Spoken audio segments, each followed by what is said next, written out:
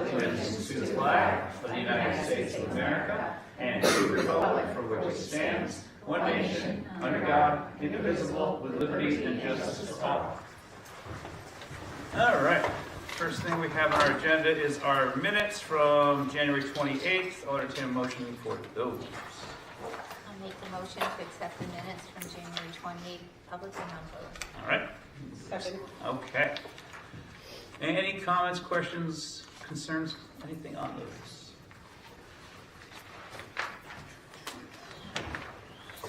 I didn't see anything. Don't match my memory. So. Everybody, speak now, hold your peace. All right. All those in favor of approval of minutes, public and non-public, January 28th, signify by saying aye. Aye. All opposed? Abstentions? All right, those are all good. Up next we got public comment. Any public comment tonight? All right, just state your name and what town you're from so we have it for the minutes. Jim Jetty, Enfield. I was at the Deliberative Session a couple of Saturdays ago, and I raised a question. It had to do with the warrant articles, 4 warrant articles. Adding them up, it come to 375, as you know. But the thing that bothered me on the articles was the last sentence on the article, where it says no amount to be raised by taxation. But then you go farther on in the budget, and the proposed budget, and that 375,000 is in there as taxation to be raised for the budget. I don't understand how you can have one sentence saying no amount to be raised, and then have it in there. It's kind of a catch-22. I really think that one of two things should happen. One, the 375 should not be in there, or go back and take out that sentence that says no taxation, because you put that sentence in, no taxation, on these warrant articles, and everybody's going to vote for it, because they say, oh good, my taxes won't go up. But actually, it's in the tax amount to be taxed, so it does. So it's, I don't know, it's, you know, I was in education for 35 years, and stuff like that bothers me when I see stuff like that. It's I hate to say it, because I'm going to get some enemies probably, but it's almost like you're trying to pull the wool over our eyes to vote on something that is ambiguous. So, I brought this up, you probably remember it at the meeting, in Deliberative meeting, and I don't believe any of you commented on it. Wally Andrews did, and I didn't understand a word he was talking about. So I can explain some of it. So the sentence in there says no additional amount to be raised by taxation. Not no amount, it says no additional amount.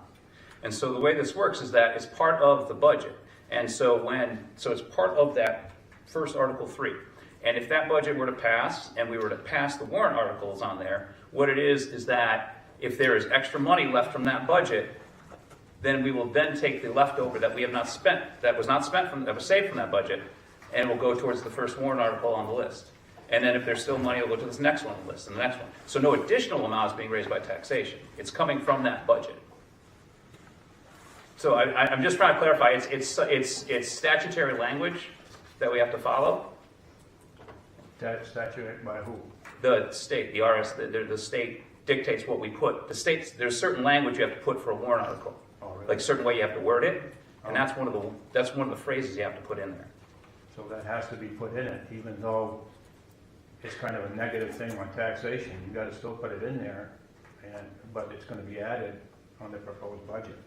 There's language that we have to use. It's not added. It's no additional money is being raised. How do you figure that? Because it's coming out of the original budget. Coming out of this previous. It's coming out of Article 3, the budget that's in Article 3.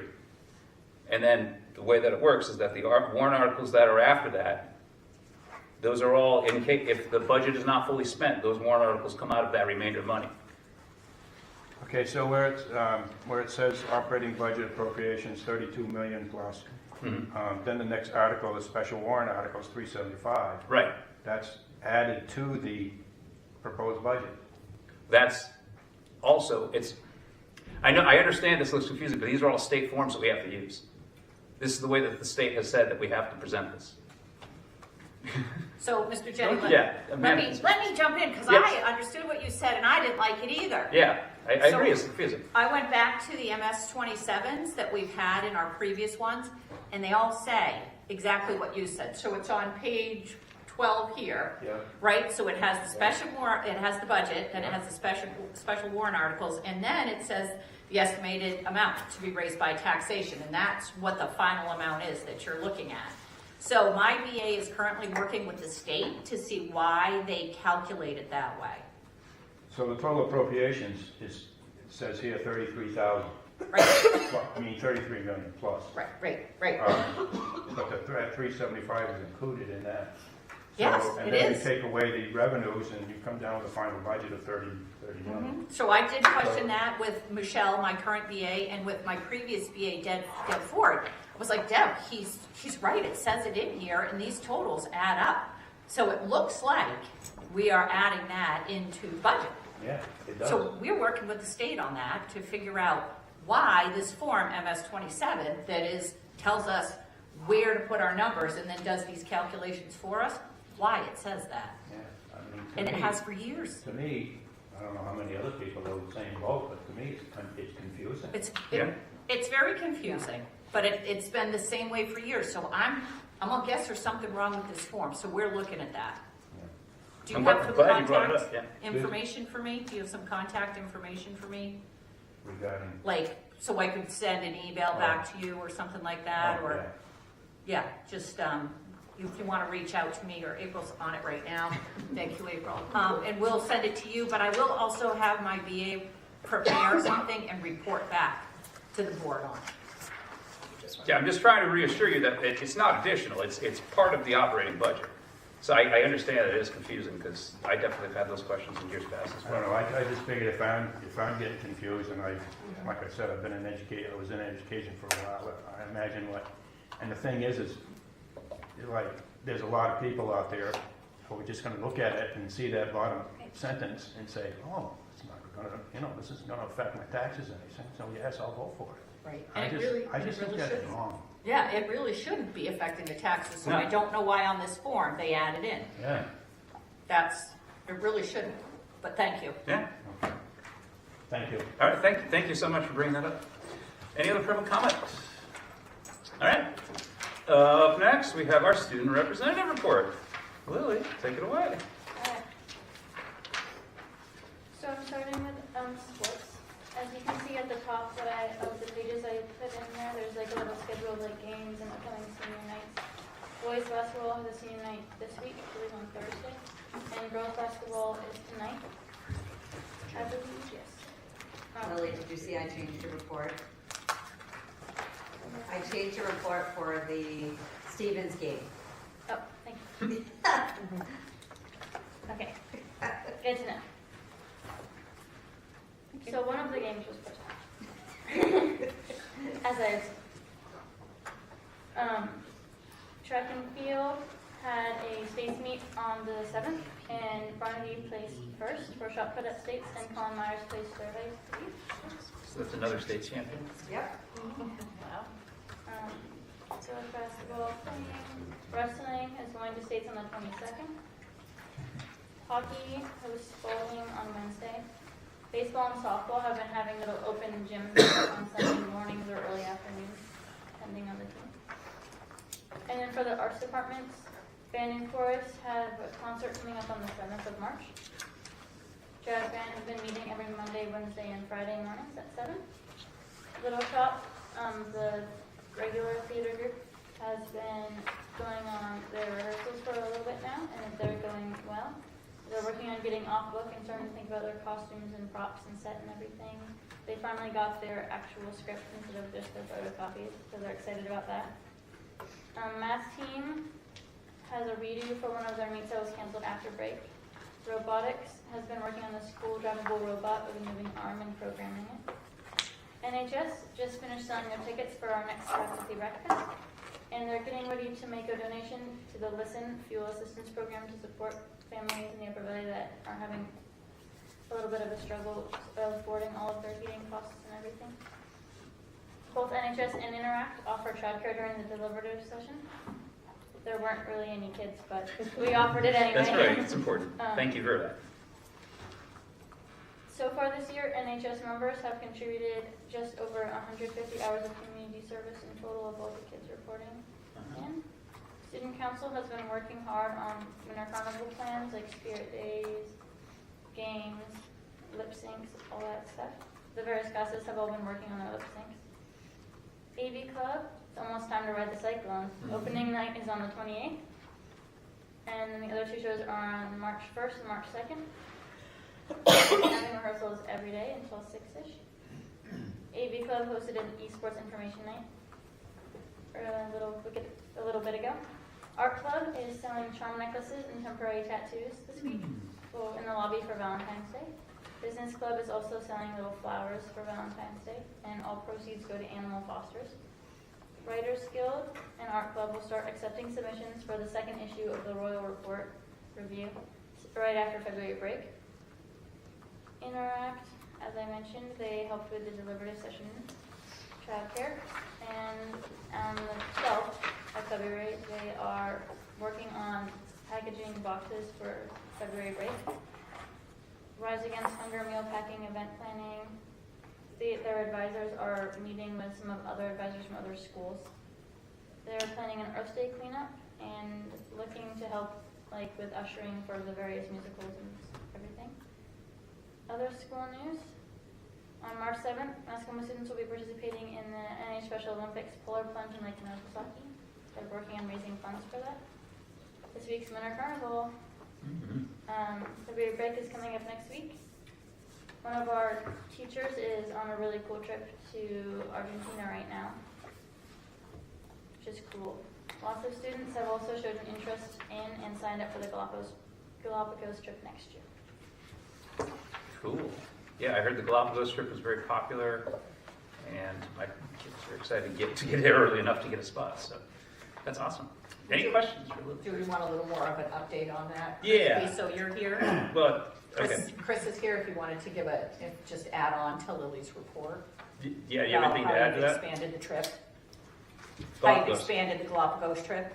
Well, I guess, yeah. Overwhelming. Yeah. I mean, I guess it's a good problem to have. Yeah. But Lindsay, our Spanish teacher, I guess the other morning it was kind of like the Hunger Games outside. That's what I heard, yeah. Outside of her classroom where they took $12,000 or $13,000 worth of deposits in about 6 minutes. Yep. Wow. They're all time stamped. Yeah, they're all time They're stamped. all That's what my kids time-stamped, say. yeah. So we just met, Tina, myself, and Lindsay met with Andy and the other morning, and they are looking at the ability to sort of be able to expand the group out. We were looking at maybe doing two separate groups, but I think we're looking back at maybe having one bigger group that all goes together, but then we sort of separate on activities. So yeah, very, very popular. Yeah. Cool. Yeah, very cool. Good. It was a good problem to have. Yeah, that is a good problem to have. Any other questions for Lily? All right, thank you so much. Cool. And you have a nice handout. I mean, this handout has all the dates of all the exciting stuff coming up. So Yep. I just see a lot of senior nights coming up too. So Nice job. yeah, totally.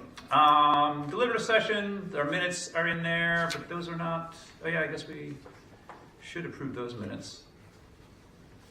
Do we have to approve those minutes? That was Not our- It's not our meeting. I don't think you normally do. No, we don't. All right, good. All right, fine. That's just our minutes for our information. Let's see. Communications Committee.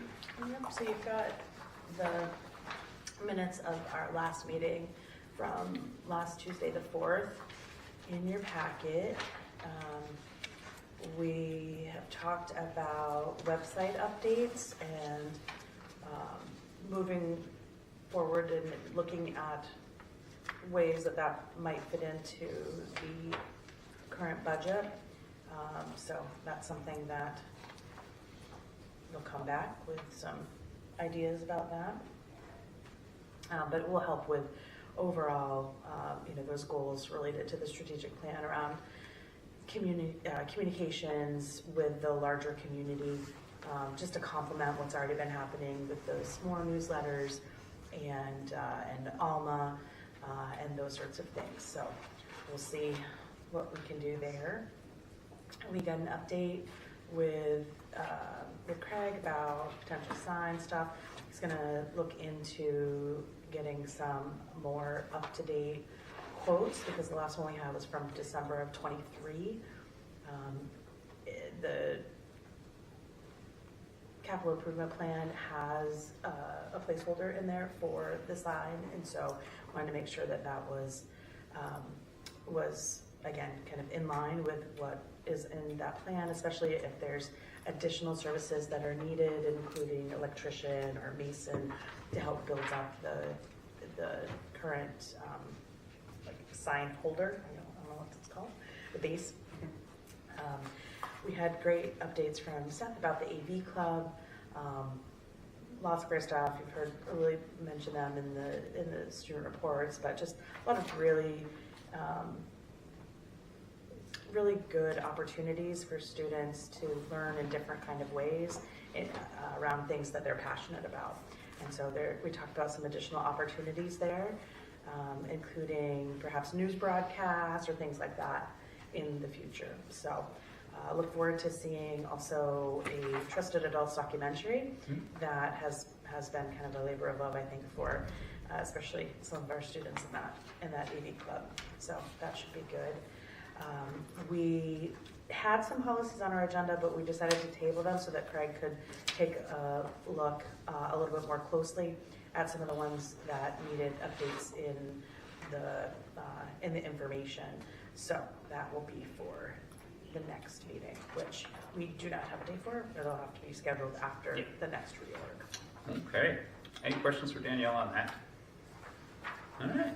Cool. Thank you. All right. Next, we got finance and facilities. We met last week.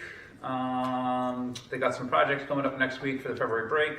They're doing some no wax floors at EVS. They got a bathroom cleaning machine for this campus up here, for this building and that building. And they'll be much better at cleaning the bathrooms more efficiently over time, and more sanitized, just better.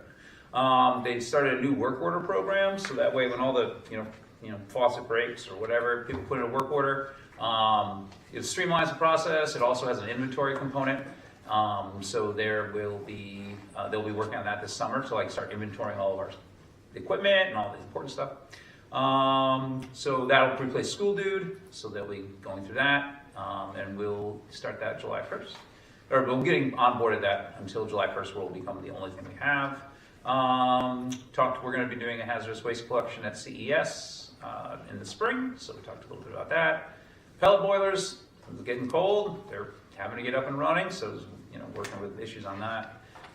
CIP, we talked about that a lot. Previous meetings, so that's good. Audit is complete. We talked about when the auditors should come and present, and so we were thinking the first meeting in May, just because there's not a lot of stuff. We figured there won't be quarterly reports at that time, so hopefully we'll have, half an hour, 45 minutes for the auditors to give their presentation. Budget's going along fine. Michelle sends reports to the principals on their year-to-date stuff. Talked about a little bit about funky paperwork that how we have to show a certain way, doesn't show up the right way. Talked about our investment policy and having the trustees of the trust fund come to our March finance facilities meeting to update us on our trust funds. So that's that. Cafe services, you'll see this up later in our agenda, but we've had a very lovely donation from an individual here in the community to take care of the outstanding lunch balances through the end of January. So we'll talk about that a little bit later. Talked a little bit about transportation. We're looking into the missed routes credits and if that is being tracked, what that looks like. Amanda also told us Butler's bus has been sold. They have been sold to a large company. All the drivers are going to be remain employed. Business office staff is likely changing. We don't know what that looks like with consolidation of their offices, but they are very large and they are already in the area, so it's not like. But did you find out what the company was? I did not. That's okay. I don't know if Michelle did. Yeah, so we'll see, but we just signed a 3-year contract with them with 2 more years extending, so we at least have that. So we'll go with that, and Steve Landon will still be here and all that sort of thing. Talked about some policies, and we'll about safety, and we'll work on that. And we had some standard Davis-Bacon sections of policies as well. So that is what we talked about. Any questions on it? All right.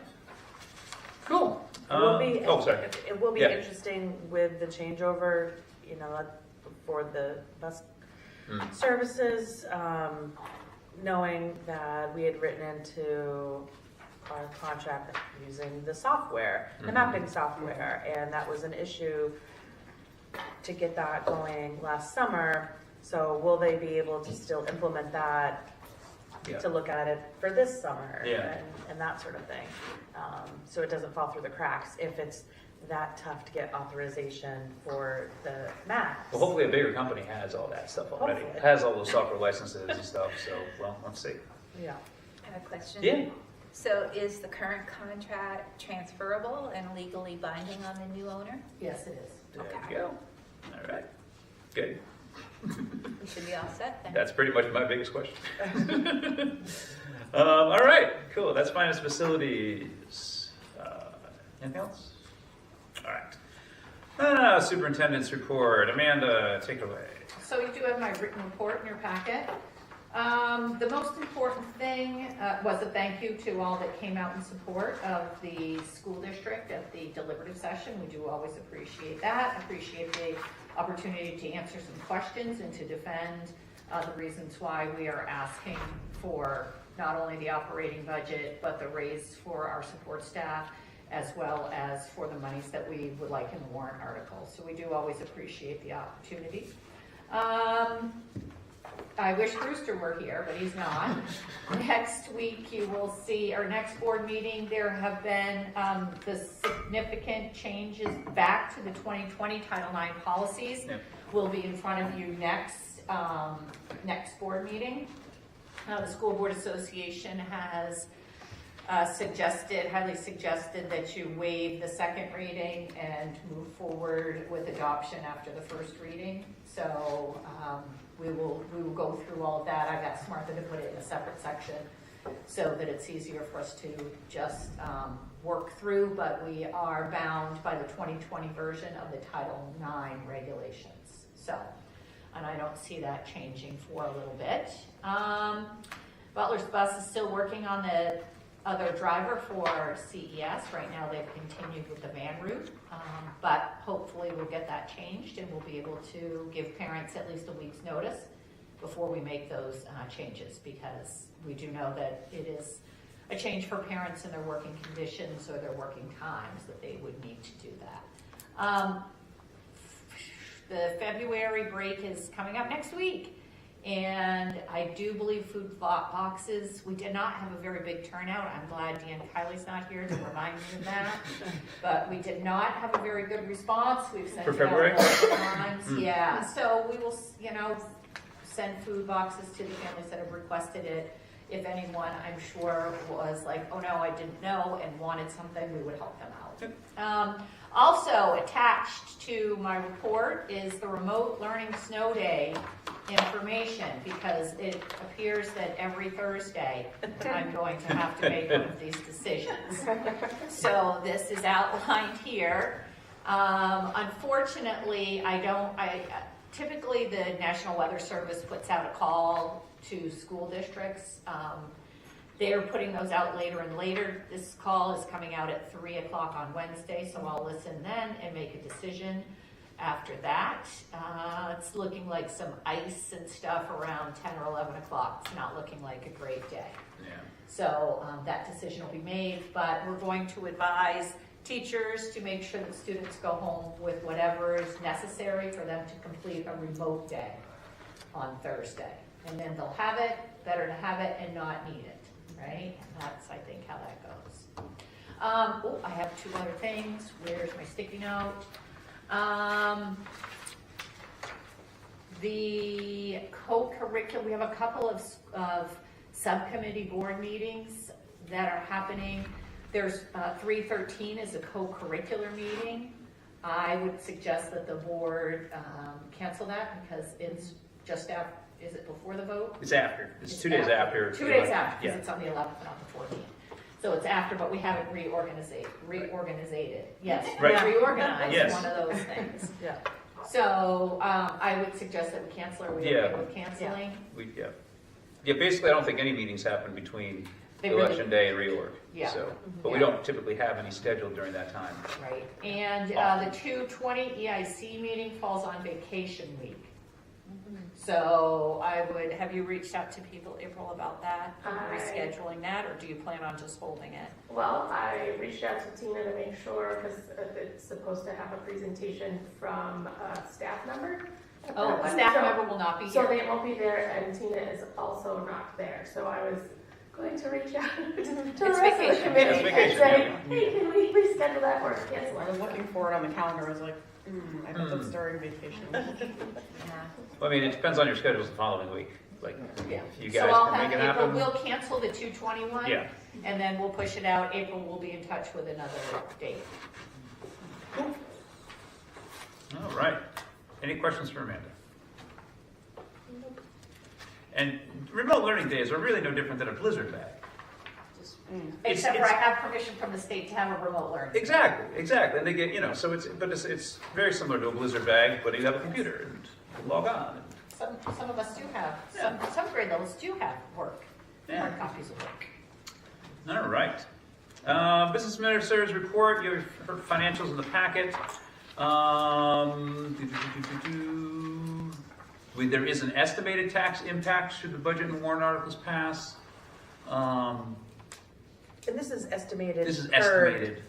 But it's not per bill, it's per $1,000. $1,000, Yeah. $10,000, what is it? Yeah, per thousand. Yeah, okay. Yeah, so like Canaan 85 cents, Dorchester 37 cents, Enfield 38, Grafton 93, Orange 89. So there's that. So those are rough estimates. That's not usually we predict, but we can do that. And then just some other things, talk about the work order software that we talked about as well. And then she also thanks the resident who's donating for the school lunch offsetting balance. So, and then you have financials in your packet as well. If you have questions, you can direct them to Amanda or to Michelle via email. That'd be good. Busford's update, anything beyond what we said about Butler's hiring another driver? I do not. Okay. And deliberative session review, anything else we need to add about that? I think this was just an opportunity for us to talk about it if we needed to. If everyone's good, we're good. All right, quarterly reports. Who would like to go first? Tina would like to go. All right then. By Since all I means. now have a couple extra nights of late night. Yeah. All those awards and senior nights. Tomorrow will be extra late. So because of the impending storm Yeah. and other things, so all of the senior nights are tomorrow. Oh my God. Well, Right? we have others, like we have our swimmer and we have hockey, but Right. tomorrow evening is our wrestlers and our boys basketball. Right. We have no seniors for girls basketball, Oh. so, yeah, we have that. So it'll be, tomorrow we have wrestling and then we have our boys senior night basketball game, so. That's okay. Yeah, that's why I put postponed in there, Lily, because we haven't confirmed the second game, the Stevens game moved yet, so it's not positive. Okay, that's why I moved it. So we made it through the second quarter. We've had, Lily's report is pretty comprehensive of all the stuff happening. The drama production, the rehearsal well underway for that, as she mentioned.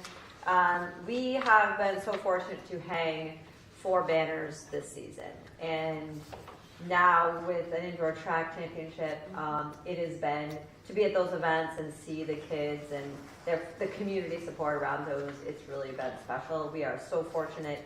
I now have the yearbook has taken pictures of these championship teams, and they have made these big posters. So they're in the hallways and guidance. I actually have 3 in my office. It's really exciting. The kids really get excited to see them, not just, but that memory continue in the building. So that's been a lot of fun. Quiz Bowl was the same day as the deliberative session. Band and chorus, they're continuing jazz band. We get to hear them every morning, Monday, Wednesday, Friday at 7 a.m. They're rocking the building. Acceptance letters, kids are starting to get excited. Those, if you had an early decision, you applied early, those are starting to come in, and it's pretty exciting. We continue with our building goals. They're outlined as far as how we're supporting our building goals. We added a couple goals this year, which related to really getting back to what our NEAS goals are and supporting our NEAS, as well as really looking at health and wellness of our students. So we really felt it was important to add those 2 new goals, looking at instructional practices and overall health and wellness. When we discussed communication, I win in the S'mores newsletter. So we send out monthly newsletters. It's an ongoing joke amongst us. So what? So we share that out in the district newsletter. I also do mine. I also send out the week at a glance, which goes out Sundays, sometimes Fridays. But that's really what's happening specifically for that week.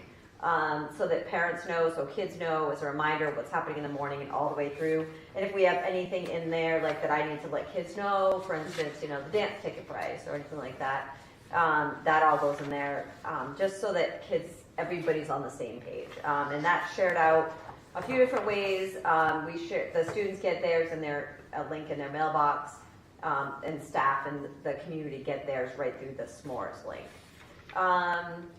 Professional development, all of that continues. We are looking at the goals for that are really related to professional development, getting ready for NEAS. That's where we're at. Everything is geared towards NEAS. I didn't have the academic data because we do things a little differently here at the high school, but I really felt it was important to sort of celebrate the systems at the high school for MTSSB, which is multi-tiered systems of behavioral health and wellness. It has really, we partnership with Dartmouth Health, those intervention groups have come in, and in my time we've seen pretty consistent with the staff and the student behavior. We've gained a lot of instructional time because we've seen a decrease in behaviors. This year we started off a little strong, which was in August, and we've really wrapped around, it was just a few students, we've wrapped around them providing interventions and support. So overall, we've seen, a pretty incredible decrease in behaviors that would interfere with academics and instruction and support. So I did include that data where they meet every week for student support teams. And we evaluate this, we share out this data bi-monthly with staff. So they know, what we break it down. They know, what areas of what grade level, where's the biggest issues, things like that. And then we as a team break it down further based on who we privately identify students that might need more. So that's all part of our multi-tiered system of supports. And that's all I have. A lot of cool victories for sure coming into this new quarter. Yeah, definitely. A lot of cool things to celebrate. I really like this behavioral chart. Like, those are always handy, like at this point in the year, because you've got enough data. Yeah. And comparing it to previous years, this is great to see. So, cool. Any questions for Tina? I definitely read the week at a glance. As a parent, that is so helpful. Thank you so much for doing that. I just have to say every time. So. No, I appreciate that. And then they've already started the arts things for June. So all of the district art and music and all of that is already being planned in June. Very cool. So those dates and yeah, that's already underway. Cool, cool. It's always happen in place up here. So, all right. Thank you. You're welcome. All right. Nobody else has a question? Good Okay. report. Thank you. Who'd like to go next? Jamie. All right. Jamie, come on down. No, it's totally fine. There's so much here. That's good.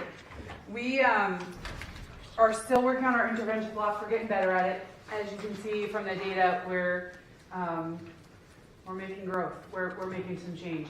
And if you look really, I really want to point out the second grade growth. The solid line is the building line, and the dotted line is the national norm. So that second grade chart is just awesome. And they took it upon themselves, knowing that we were making such growth in reading, to create the time in their day to do a math intervention as well. And so they're not just seeing the growth in reading, they're also seeing the growth in math. And if you look at 3rd and 4th grade, it's just continuing to blossom and going all of the great directions that we want it to. So I'm really excited about that, and I think that they're doing amazing work.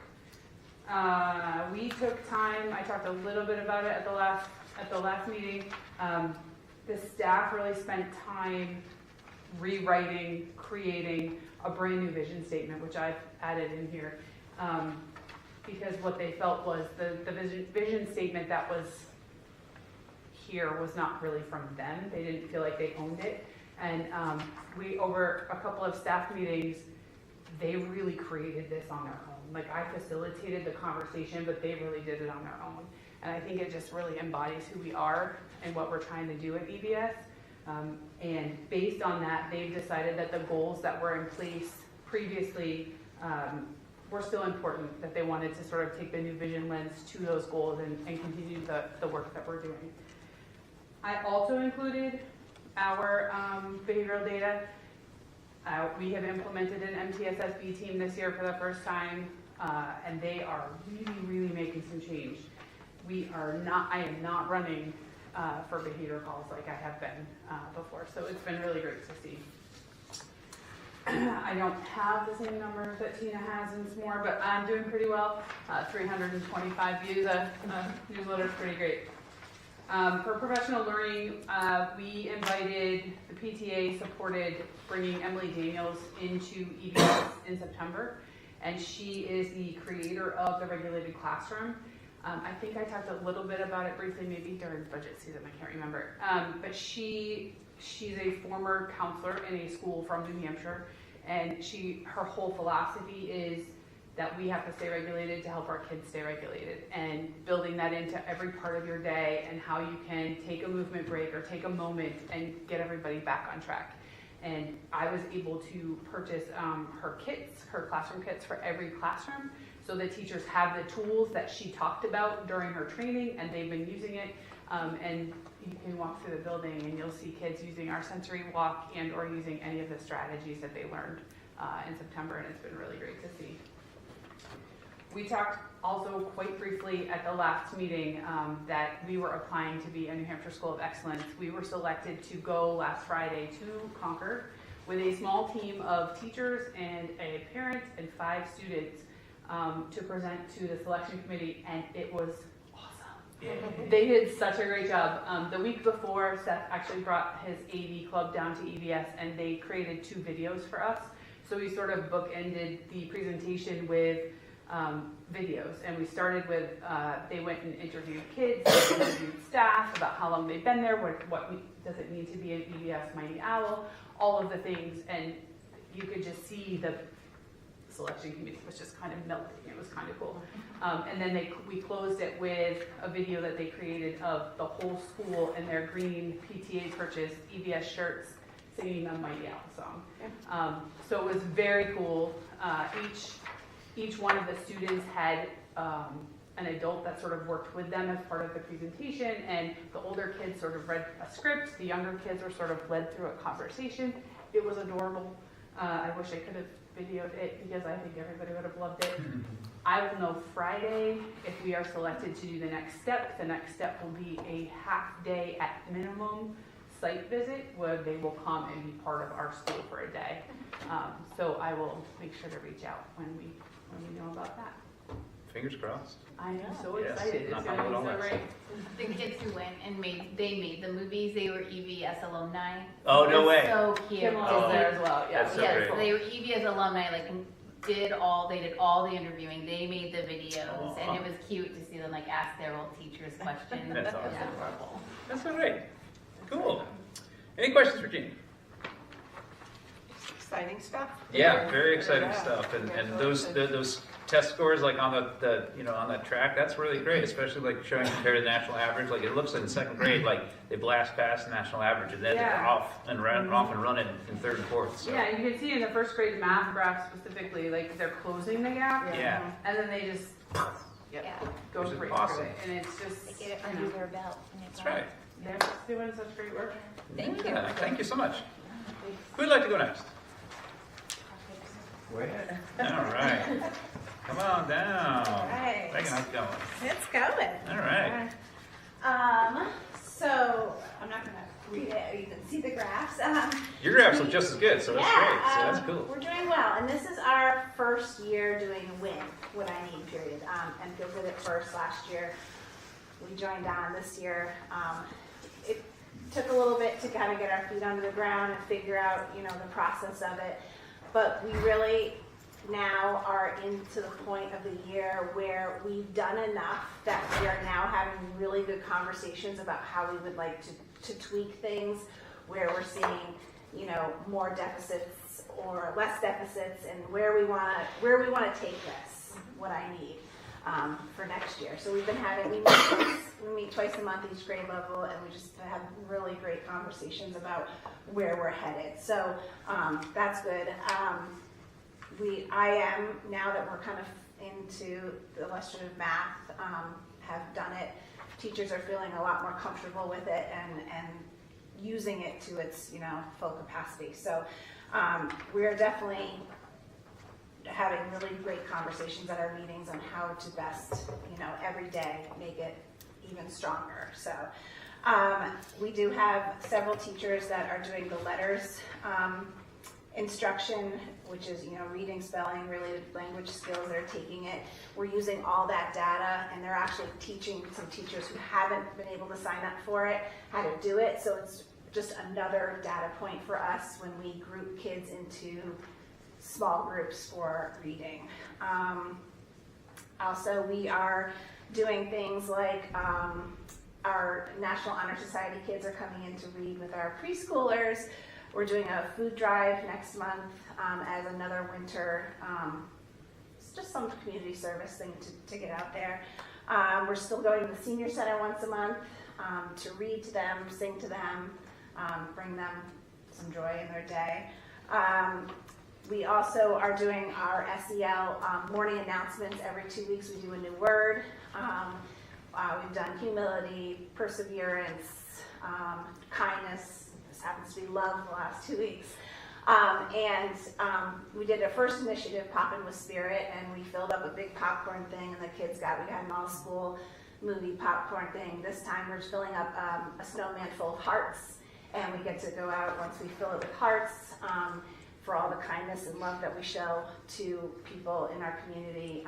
We get to go out and have some snow fun as a whole school. So we are halfway to our goal.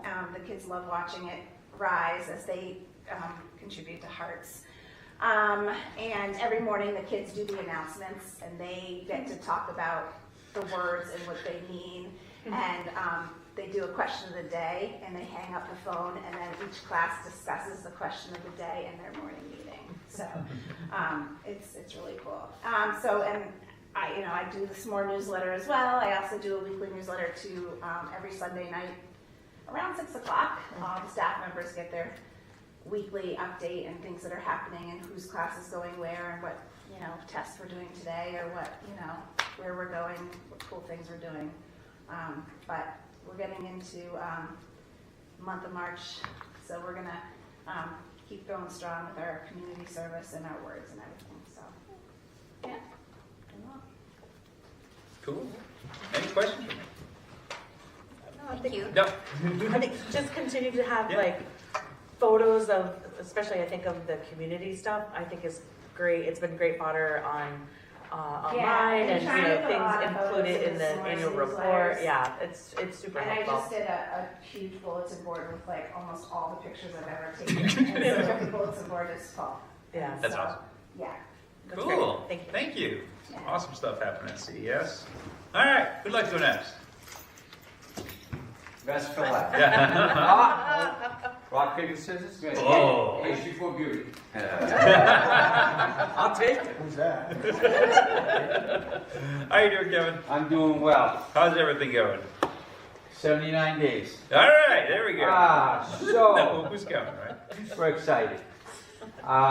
We're number 2 in the s'mores category. You can see there that for our communication goal, average time around 7 minutes. We were up to a high of 1,678 in December. January, coming back from vacation, everybody trailed off, and I'm sure it's growing again. A lot of information goes in our SpEd newsletter. I have not had anyone email me or call me and say, I don't know what's going on in the school, which has not been the case prior to SpEd. It was like, oh, how come we didn't get that out? So this has been a blessing, and it's been a positive for the district and for Indian River School itself. Our training, professional development, has been the SAS, that is the state certified test that all our kids in grades 5, 6, 7, and 8 must take. And you have to be certified to proctor that, and there are guidelines and specifics, and you have to sign a note of certification that you will follow the procedure and protocol, and everybody has to get trained. So that has pretty much been most of our professional development as of late. Our Eames Web data from fall to winter, math continues to be the area we need to work with. We're seeing growth. We saw significant growth in 5th and 7th. 5th grade is above the national average. 7th grade closed the gap. 6, 7, and 8 are still below the average, but they are gaining. They are growing. In reading, I'm happy to say we all are above the national norm in the winter testing. That seems to be one of our strongest suits right now. We're excited, getting ready for February vacation. Student behavior this week has been positive, and that's all I'm going to say, because we still have 3 days. Still 3 days, Mr. Still have 3 days, so I'll say positive. There we go. And the morale seems fairly high, considering, you know, it's snowing again, yet again, yet again. So that is my report. All right. Any questions for Kevin? Do you use the MTSB data? You know the protocol? You're doing the tribal code? We use the NEWA data. No, I mean for the behavior. For sorry. behavior. The Behavior. Swiss data. Oh yeah, we use Swiss. Okay, We do. so that's all like kind of consistent. Yeah, it had not been previously, but then we all moved to Swiss, right? Yes. Yes. We Okay. had the elementary schools were using something different. It was, And yeah. So now it's all the Yeah, same. so it's all consistent. Right. So you can Yes, track we use how it that. works through. Thanks. And that's great. I like to see those arrow things. Yeah, in the right direction. That's good. All right. Thank you, Kevin. Thank you. All right. Chris.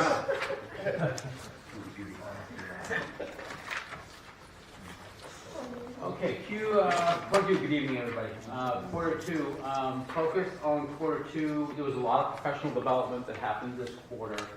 Our professional special ed coordinator, Monica, she attends a professional learning community of other coordinators from across the state, so she's very active in that group, which is phenomenal, because she gets to connect with other coordinators to sort of get a feel for what's happening in their buildings, and brings back any kind of exciting stuff, things that we can try to implement here for us.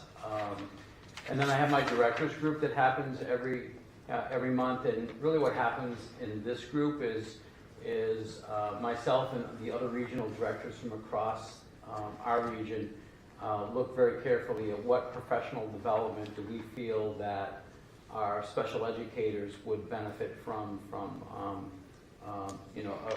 regionally, and then we develop what that PD plan is, and then we go out and we advertise for it, and all of that professional development that we do happens back at the Kearsarge Professional Development Center.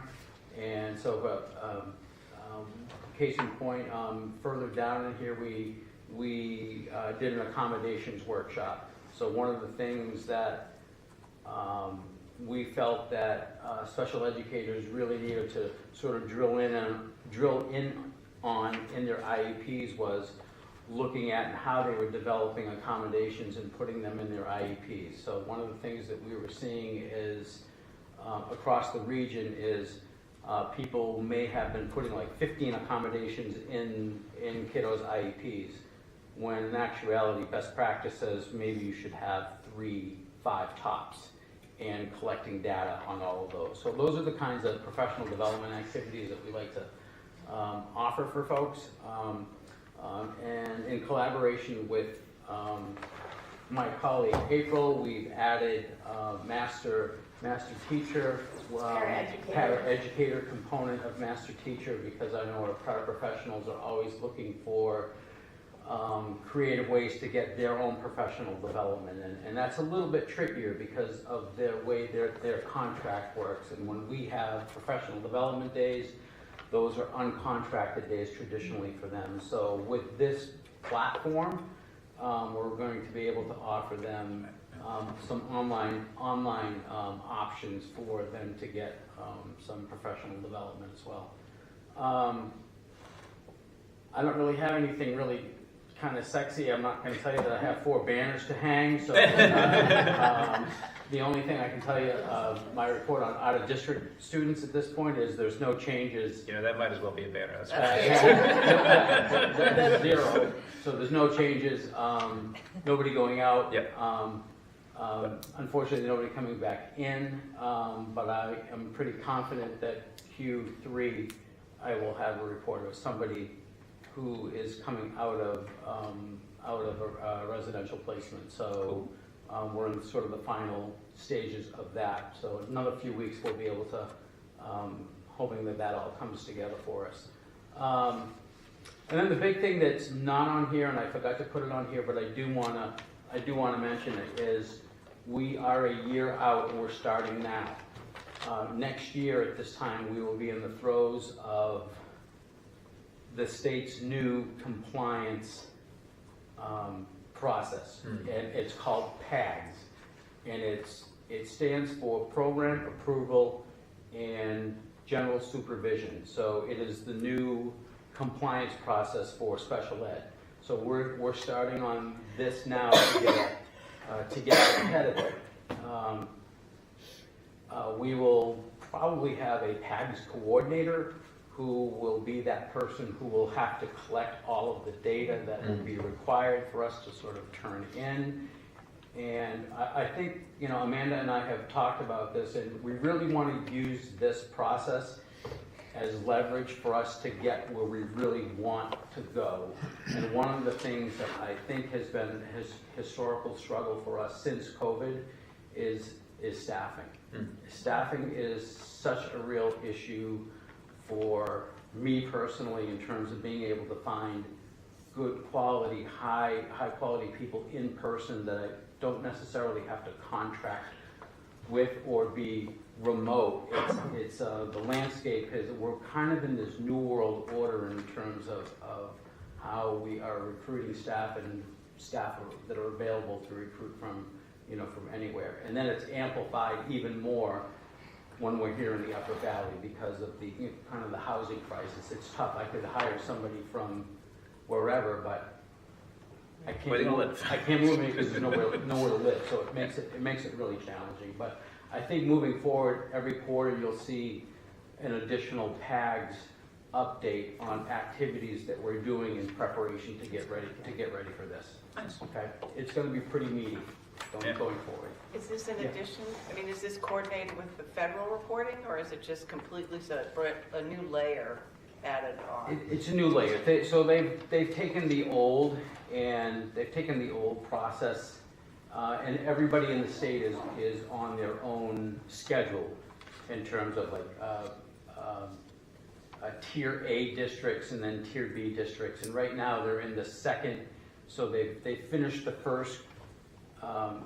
It's a new process. So they finished the first group of districts. They're in the middle of the second group of districts, and I think that we will be the third group of districts. Federally, I can say that there's been a change that has happened is in terms of the kind of language that we are putting into our grants, our federal grants. For me, it's IDEA. There has been things come up from Washington, D.C., and then the New Hampshire DOE gets a report on things from the Fed, and the Fed turns them around and says, okay, districts, you need to sort of be putting language into your grants that now that reflects this. And so there recently has been a change in the kinds of language that we need to use specifically. We still have access to all of our money and all of that, they're just asking us to sort of word things a little bit differently going forward, which is fine. Okay. Yeah, good. Are there any other states or other districts that we can look to creative models in growing our own workforce? So for example, you see this pretty frequently in healthcare where there are apprenticeship programs or paid training programs, and especially those that cater to current residents to kind of bypass the issues with securing housing or those sort of things. Is there anything similar within the special education field that would that would address something like that? So it's one of the things that I've been kind of hot to trot on because it impacts me the most every day, right? So one of the things that I have been sort of beating the drum on in our West Central meetings is this idea about recruitment and retention of teachers, special ed teachers from across the state. And so every year we do this survey that we have to turn in about the critical shortage areas in the state. And I had a conversation with Bill Ross, who is the credentialing person from the DOE, and I said, it's not really reflective of what's really happening on the ground, because the way they look at critical shortage areas, they will look at it in terms of how many positions do you have open, and then how many did you fill, and how many were open when you started. And so it's not really reflective of a district that had to turn to a remote service, and then they're still counting that as a position that's filled. But I think we all know that best practice is you want in-person people to do that.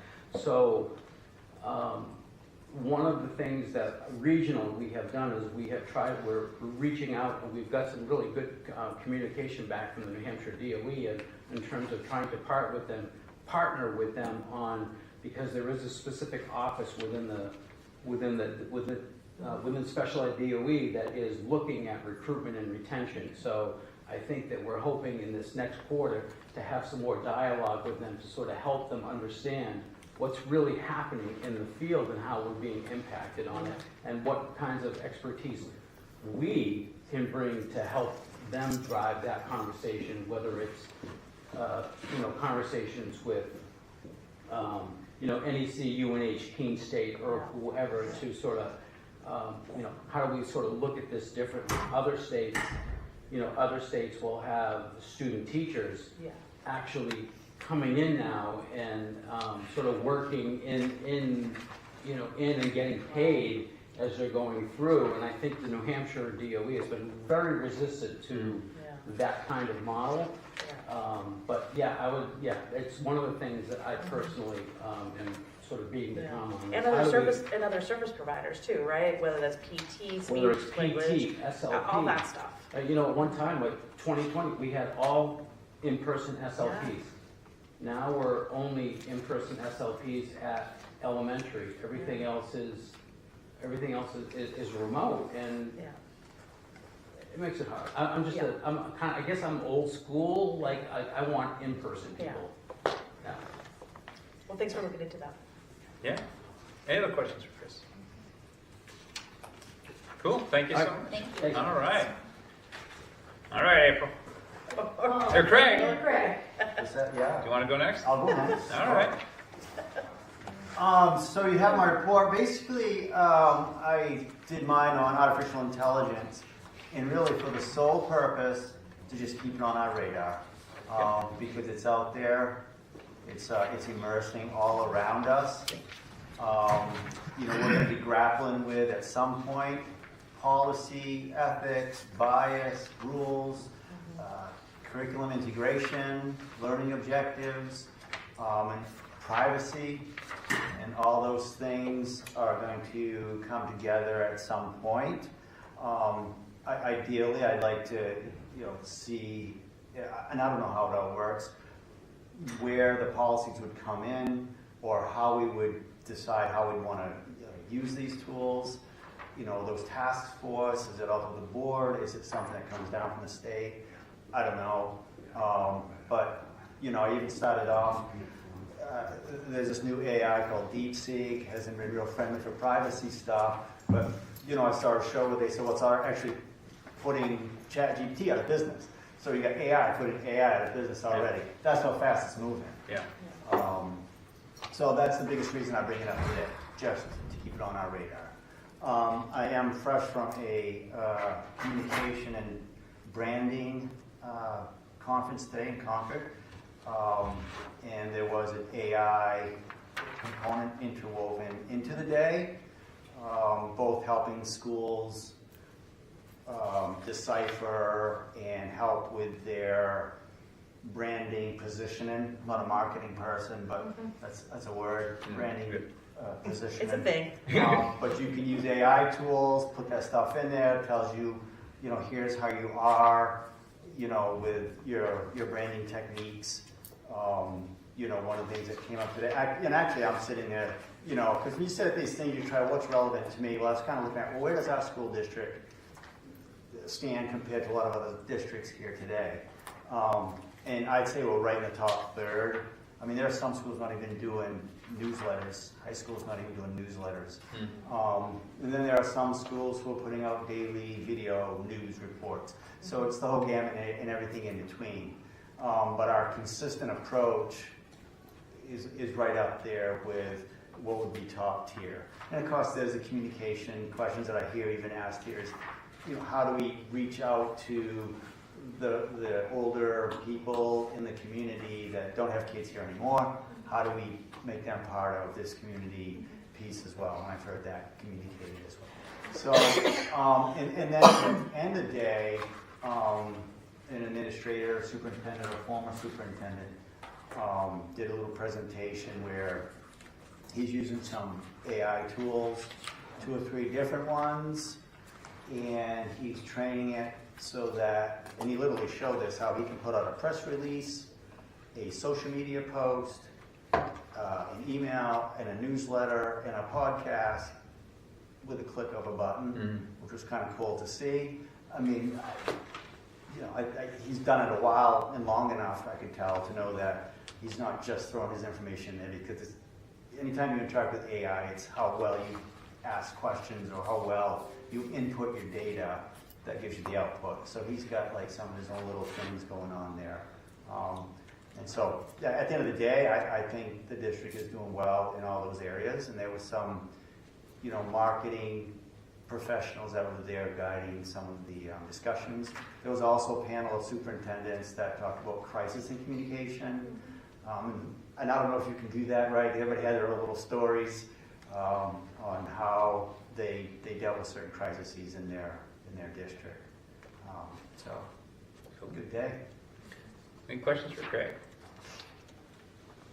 If there's anyone in the district that's interested, it hasn't yet gone through PIO training through FEMA, that's probably something that should do. I just did another credentialing last week around social media for crisis communication. Will you send that to me? I will. It's free. Cool. Thank you. Just takes your time. Oh, did I hear you say something? No, this was very informative, and you're right, it's hard to keep up on it. You know, so. Yeah. I think it would be helpful, I don't know, for teachers, like maybe in their, welcome back in the fall, like if you had something to talk about AI with them, or, now you're incorporating in all your tech updates with teachers and stuff, I'm sure, because it's, I'm sure it's a common thing for them to have to, now you got to navigate students being like, okay, ChatGPT, write my paper, and you got to deal with that ethics part. And yeah, I'm glad you're looking into it. So, is there AI software to detect other AI in that scenario? Yeah, right. I mean, it seems like there would have to be, because like if you've worked with AI at all, it has a pretty specific. Yeah. Like it's not hard to tell if you're not really skilled at the input that it was written by AI, but like some people are pretty good at that. So I'm curious, is there an AI to combat the AI?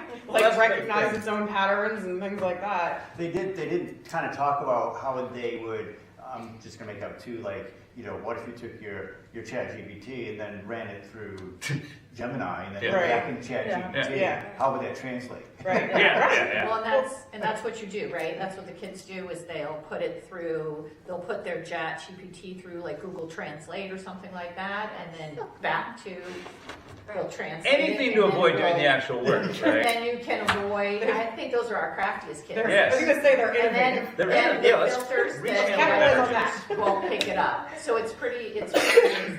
Yeah. Not Angel, April, the other day, takes it as a compliment. And Craig did do a presentation to staff. That's what I thought, About yeah. AI. That's what I'm thinking of. And they'll Okay, have to all do right. another one.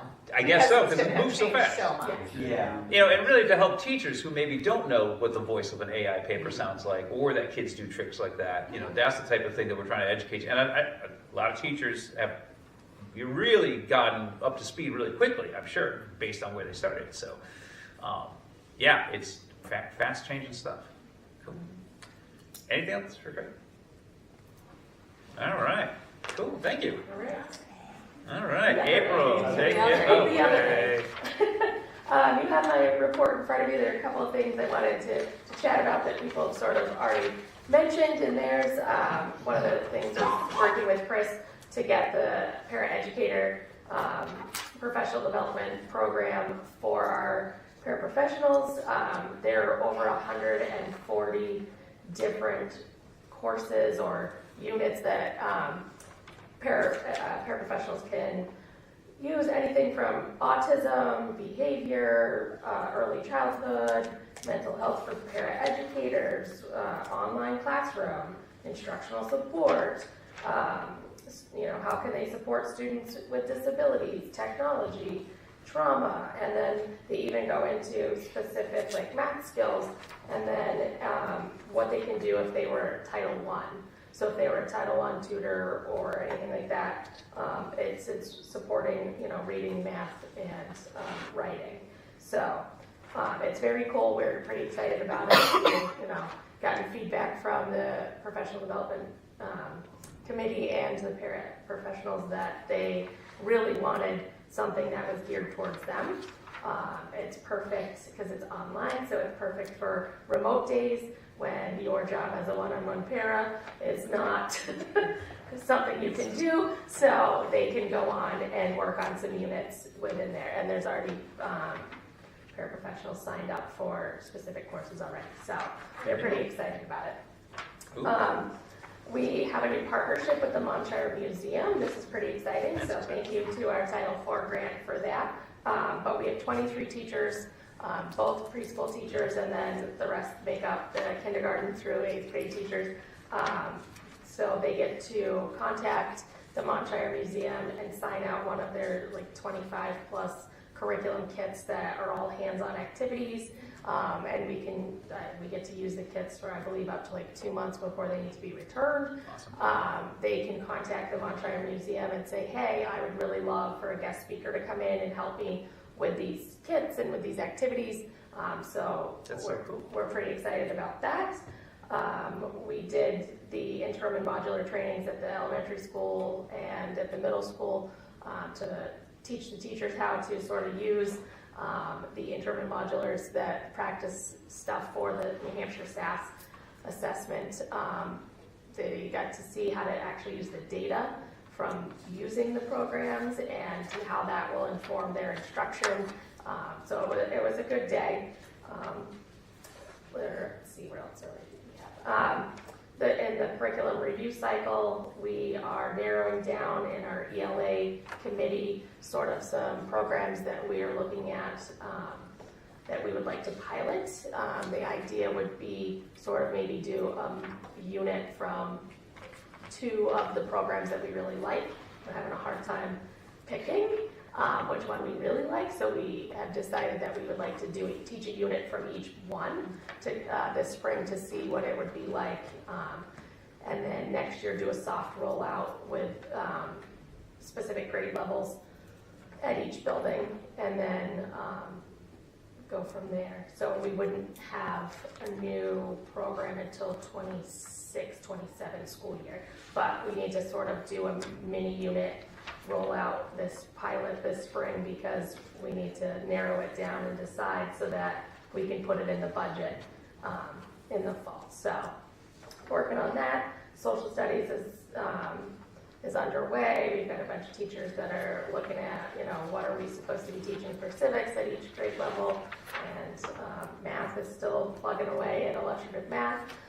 One of the things that I didn't include in my report is that I have formed a data team at the middle school, specifically with math teachers in 5th, 6th, and 7th grade.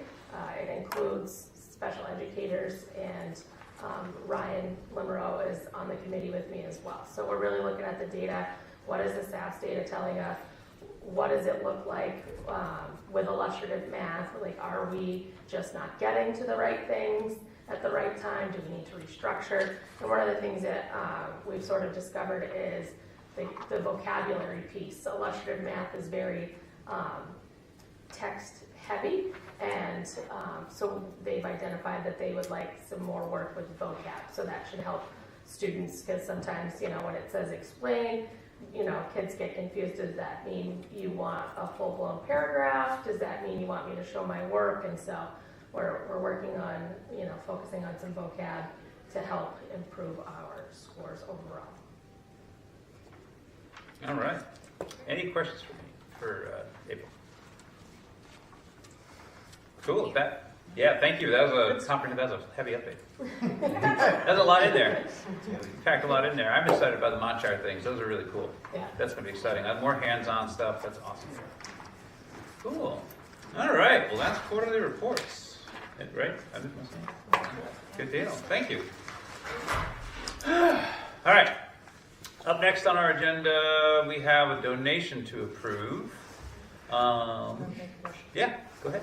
Make a motion that we approve and accept with gratitude the donation in the amount of $7,300 from a community member to help pay off school lunch balances.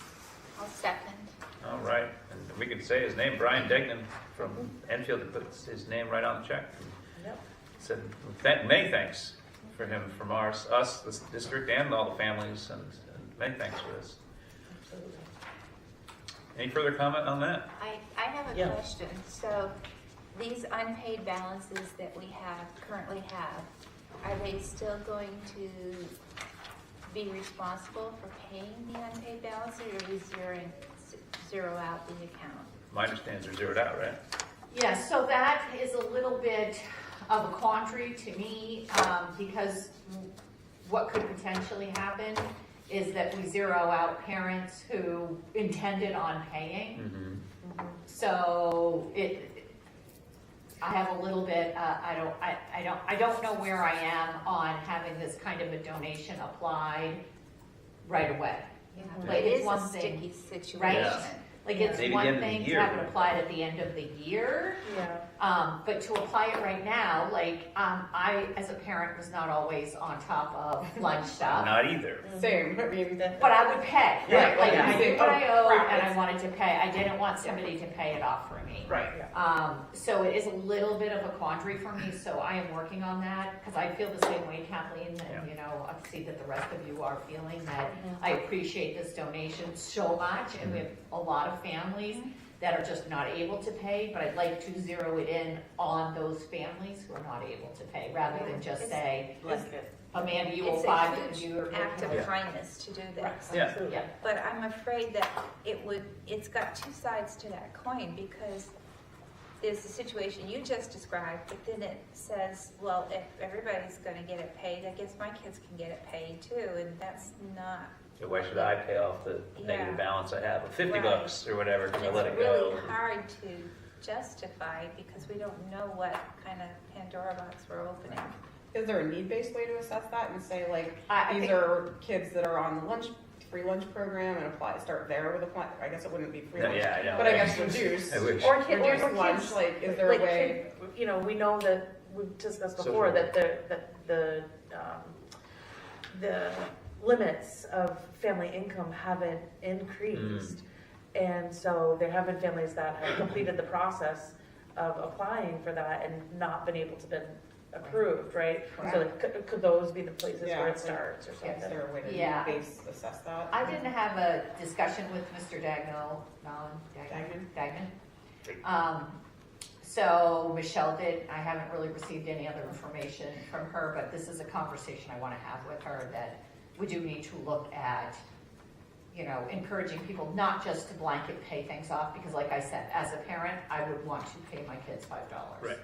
And so, if that's all of a sudden gone and I'm just putting money on the account, there's no real way for me to say, hey, apply this to somebody else or some other kid that needs it. Yeah. So that's a discussion I do need to have at the SAU level, because I do share that concern. It's a very nice gesture. And we certainly have families that have run, $500, $600, $700, $1,000 in lunch debt because they simply can't pay. Yeah. So, And maybe those are the ones to start with. and those are the You know, ones, maybe in my opinion, that start with we the should biggest. start with. And not only does it help those in need, it also helps the taxpayer to understand that there are people in our community that go above and beyond.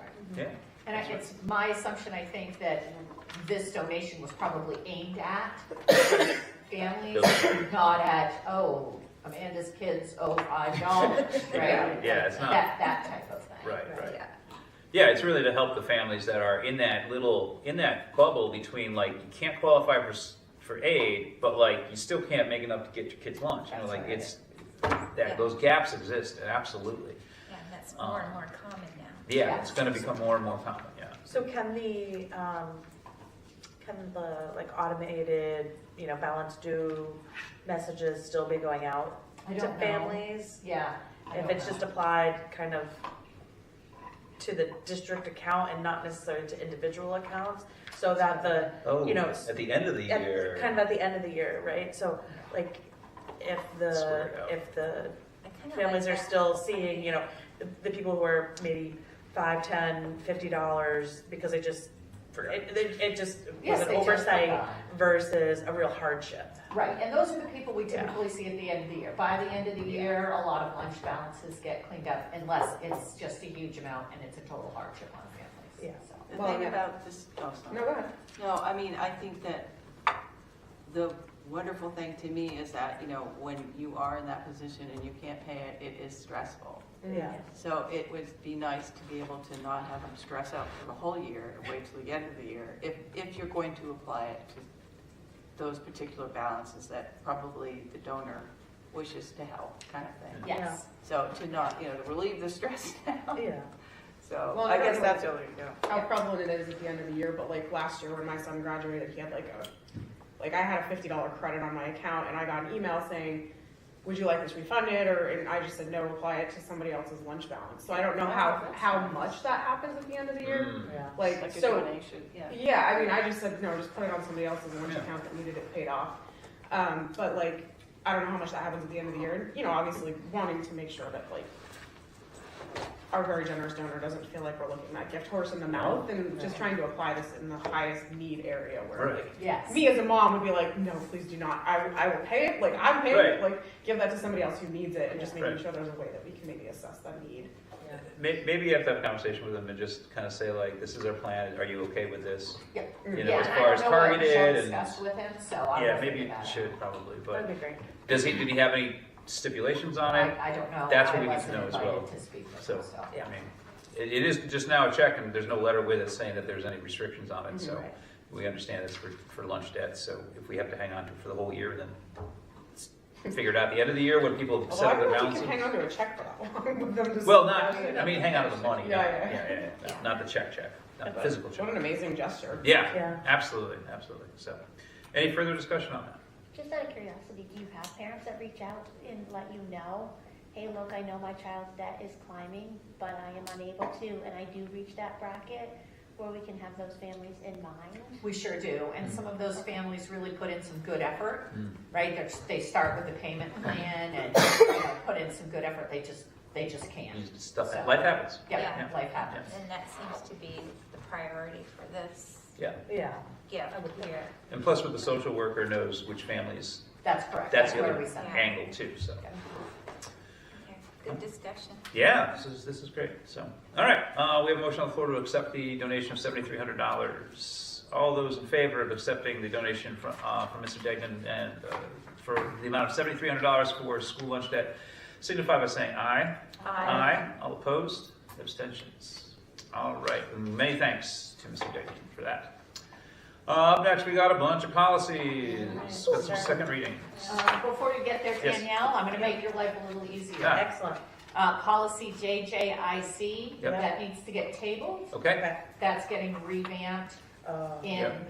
because we tested a lot of work on this, Yep. but the Title IX update, so Yep. that's going to revert back. And then KEE, that also needs to be tabled because I don't believe, communications, I believe you tabled it in communications. Yes. That's correct. So just table those two if you would, or leave those off Yep.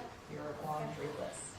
All right, so the motion that we approve for second reading and adoption, the following policies, policies JJA, student activities and organizations, policy JJA-R1, student activities and organizations, eligibility standards, policy IC, school year and school year calendar, policy JJIB, school-sponsored athletic programs, policy IMGB, therapy animals, and policy JFABE, education of children in foster care. Okay. Second? All right, there we go, second on that one. So we're tabling, for the minutes, we're tabling JJIC, and this is everything from JJA down through JFABE. And we're tabling KEE as well. So, any discussion on any of those? JJA, student activities and organizations, JJAR1, eligibility standards for that, IC, school year calendar, therapy animals, school-sponsored athletic programs, education of children in foster care. No additional changes. Nope. All right, everybody good? I don't want to cut anyone off if someone's like, oh, I gotta find something. All right, all those in favor of second reading and adoption of those policies signify by saying aye. Aye. All opposed? Abstentions? And then also before, when you do first readings, I would like to table BBBE, and I'll explain why after. Do we want to do the rescission first? Yeah, do the rescission first, yeah. So I forgot to look up DCA. Is that one that we just, I think we we did just last did time. Hold recently? on, let me pull it. Just wanted to make sure because it references BCA, but I didn't Yeah. see it in here, so. BCA, school board member ethics. Okay. We did Yeah. put that one last time. Yeah, okay. Yeah, and we did. All right. All right. So I make a motion that we rescind policy BBF, school board member ethics. Okay. Second? All right, Kathleen, seconds. All those in favor of rescinding BBF, school board member ethics, signify by saying aye. Aye. All opposed?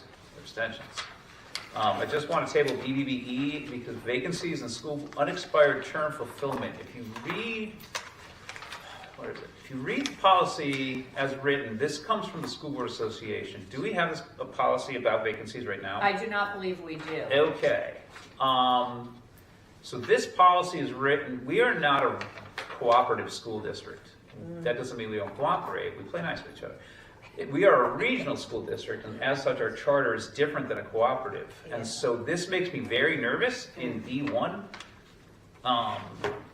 where it talks about the select board choosing the member of the district, but that is not the case. Yeah. So I would like to just table this. We can remove this policy if you all don't want this policy, just. Well, no, I think it's good to have a policy explaining how to deal with vacancies. But this is written for a cooperative district, not a regional one. Yeah. We are in a very tiny, so when they organize like all these regional districts, we're in a very tiny window between like, in the early 60s, they made regional districts, but then they started making cooperative districts. And the difference is that a regional district, like we all elect each other at large and all that. Cooperatives are like, you know, like Enfield would have a school board, and Canaan would have a school board, and Dorchester would have a school board. And they all come together. So like, that's not what we have. So it makes it a little more difficult. But that's just my 2 cents on it. Could you just get rid of it? Well, I mean, one thing that I will say is that we did have a period of time in the past decade where this has come up, and it was messy. Yeah, that's what made me good. Yeah. So I think that it would be good for us to have this policy, but agree with getting some clarification on the language. to make sure that it is, that's. Maybe Peter can we send that to Peter and see if I there's... can pull up what we do, the process that we do, because we've done this. We've done it. over Yeah. and over. Yeah. Especially on like the budget committee. Yeah. And we're more similar, I think, to the single town option. Yes. So I'm happy to pull up what we've done and kind of have that drafted in. But yeah, there are some pretty specific timelines and things that happen. So Yeah. Will Phillips and Peter have both given me information on that, on Okay. how we do it. Okay, cool, thank you. That caught my eye, and I remember that from before, Yes. and going, that's not how it's supposed to happen. Yes. So, all right, cool.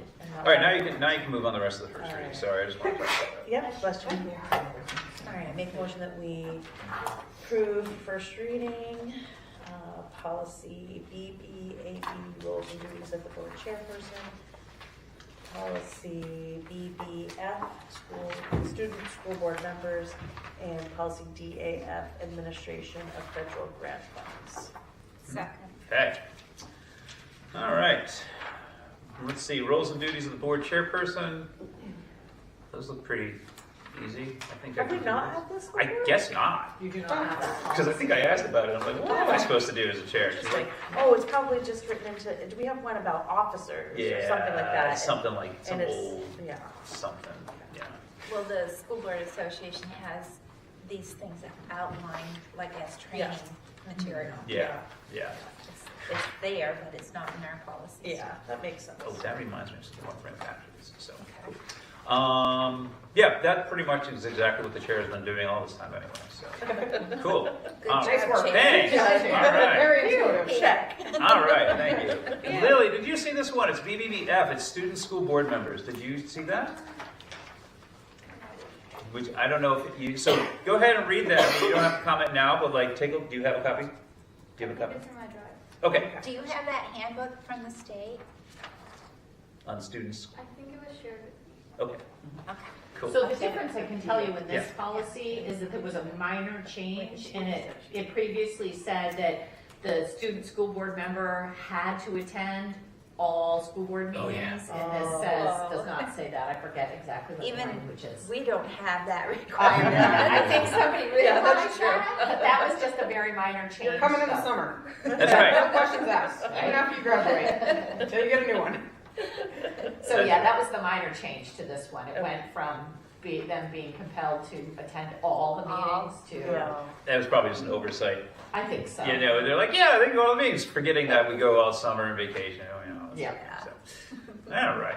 Can I ask something? Is under B's second paragraph? Yeah.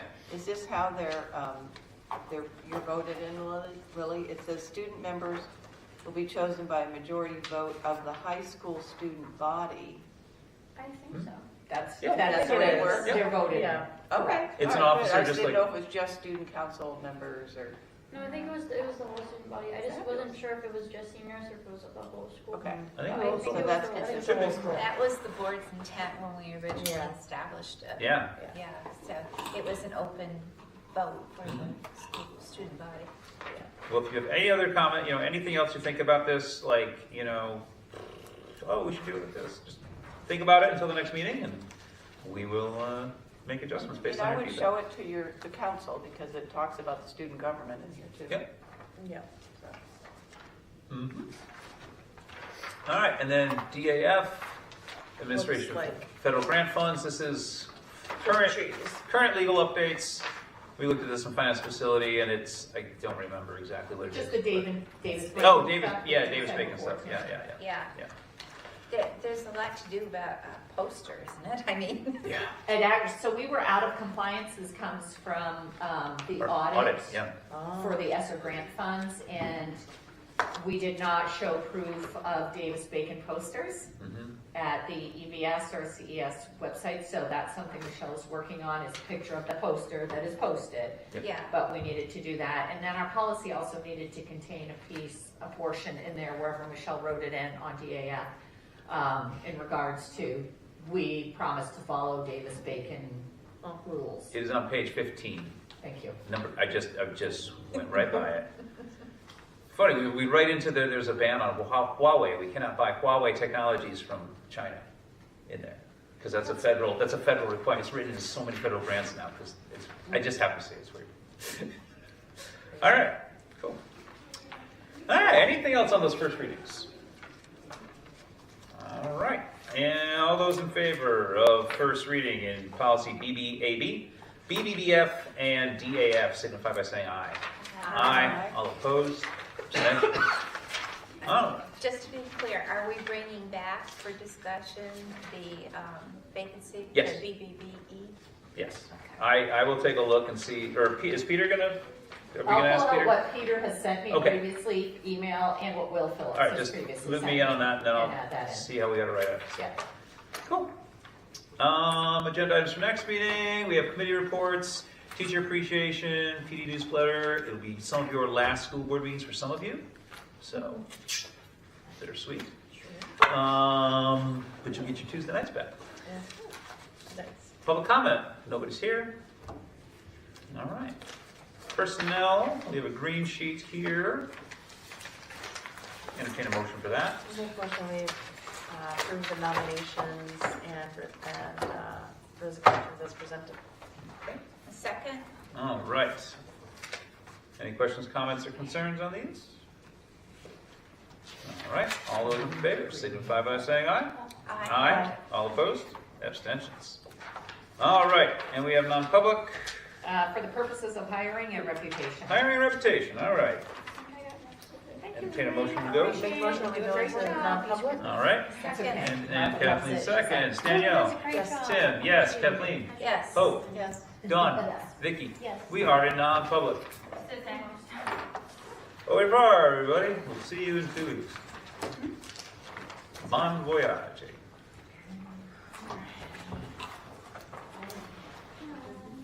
Thanks, Lynn. Thank you. When's your carnival?